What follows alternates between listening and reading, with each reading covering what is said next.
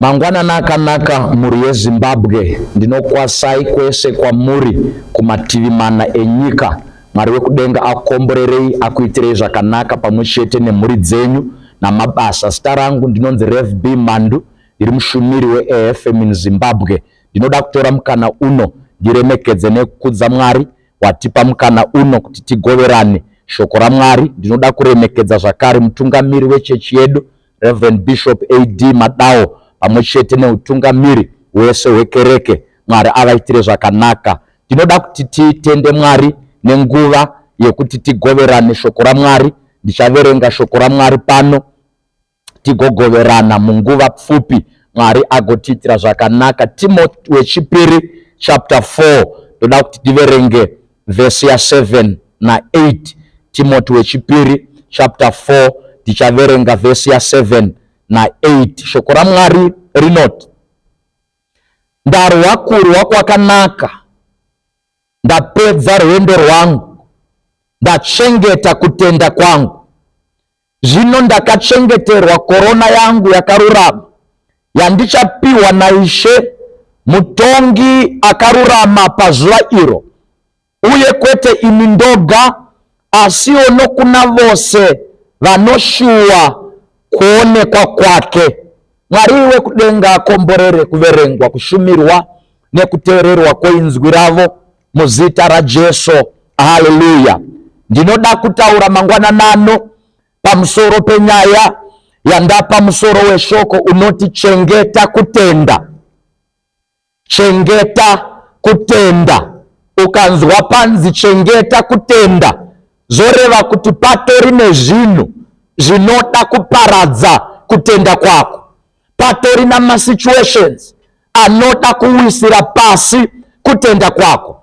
Kune muvengi Satani diaboli anoda kukubvisa pakutenda kwako. Asi ndine shoko randatumwa naro kwauri Zimbabwe mangwanani ano riri kuti chengeta kutenda kwako. Kunyangwe zvinorema zvikauya, kunyangwe zvinorwadza zvikauya, kunyangwe zvakaipa zvikauya, zvese zvauya, pakupedzisira kwazvo ramba wakachengeta kutenda kwako. Mapisarema 34 verse 19 inoti matambudziko avanonamata Mwari mazhinji, asi Jehovha Mwari unovarwira maari ose.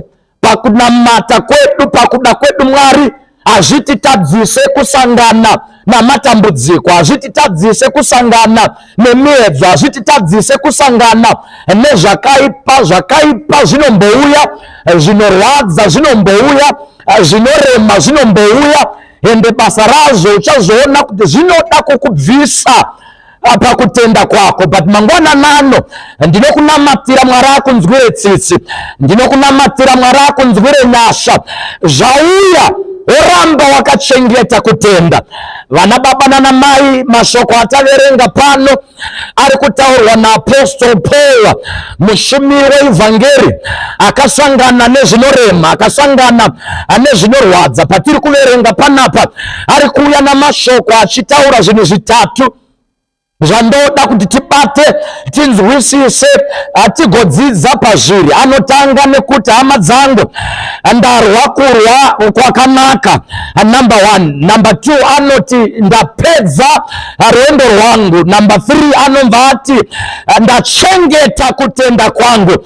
Zvinhu zvitatu zvandoda kuti Mwari akubatsire. Ndarwa kurwa kwakanaka. Number 2 ndapedza rwendo rwangu. Number 3 ndachengeta kutenda kwangu. Mwari ngatinzwire tsitsi, Mwari ngatiwanire nyasha. Sei Apostle Paul atsanangura upenyu asekurwa, ari kutaura mashoko aya, apedza rwendo rweushumiri rusina kuchipa, runa makwidza, runa makata, runa materu, zvinorema nezvinorwadza.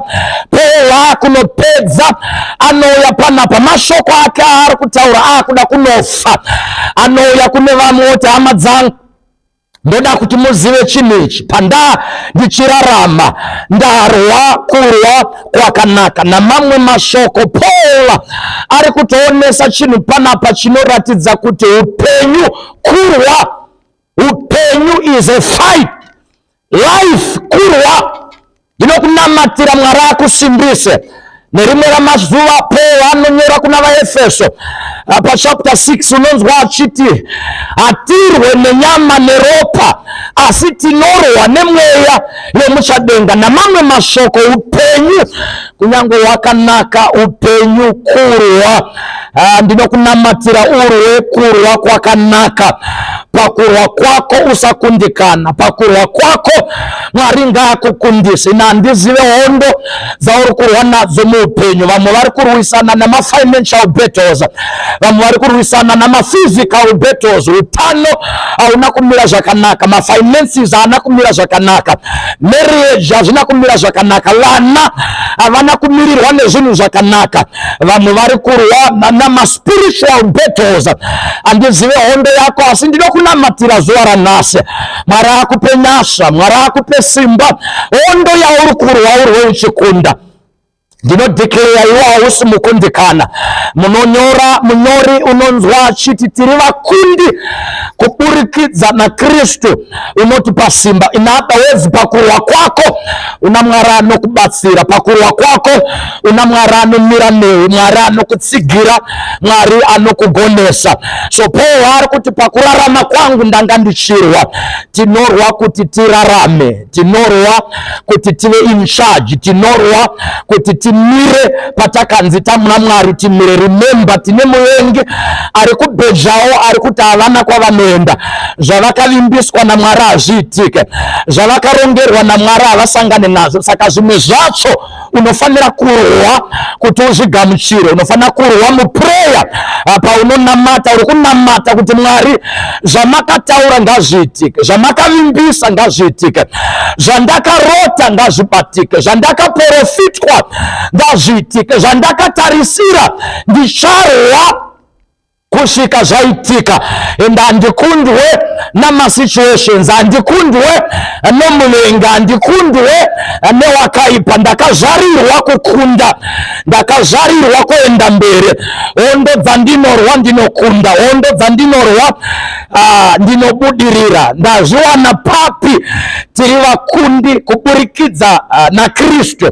In other words, kukunda kwedu hakubve pakugona kwedu, kukunda kwedu hakubve pakungwara, hakubve pakuronga-ronga, hakubve pama-connections. Tinokunda nekuti watakatenda kwaari akakunda, atakatenda kwaari anotikundisa, atakatenda kwaari anotibatsira. So Paul ari kutsanangura upenyu achiti pese pandandichirarama ndanga ndichirwa. Pane zvaida kundiparadza, pane zvaida kundishayisa simba, pane zvaida kunditadzisa kuita zvandakadanirwa naMwari, but ndakarwa ndikakunda, ndikaramba ndakamira.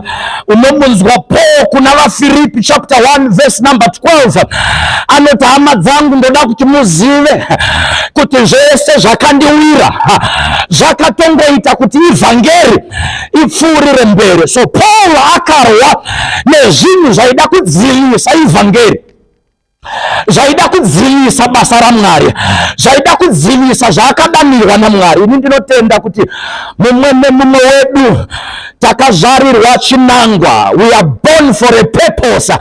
Saka usatendera muvengi kukutadzisa kuita zvawakadanirwa naMwari, kutadzisa kusvika kwawakarongerwa naMwari. Ndinonamata iwe unosvika navana, ndinonamata Zimbabwe inosvika kwayakarongerwa naJehovha. So Paul ari kuti zvese zvakandiwira zvakatongoita kuti ivhangeri ipfuurire mberi. Nemamwe mashoko ari kuti handina hondo yandakatendera kuti imise ivhangeri, imise kuparidzwa kweivhangeri.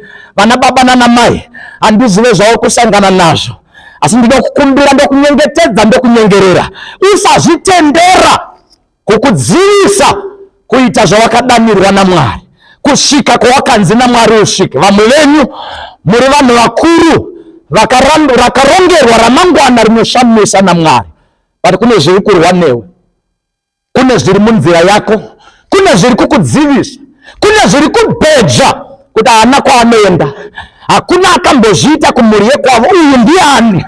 ndinokunamatira nhasi kana kusina akambozviita, zvichatanga newe navana vako, zvichatanga newe nemhuri yekwenyu. So Paul anoti ndarwa kurwa kwakanaka. Number 2, anoti ndapedza rwendo rwangu, ndapedza basa rangu, ndapedza assignment. Mwari ngakubatsire zvawakatanga upedze. Hakuna kusira zvinhu panzira. Kana ukatanga kuvaka imba ngaipere, ukatanga business ngarisimuke, ukatanga kuenda kuchikoro, hakuna kusira panzira.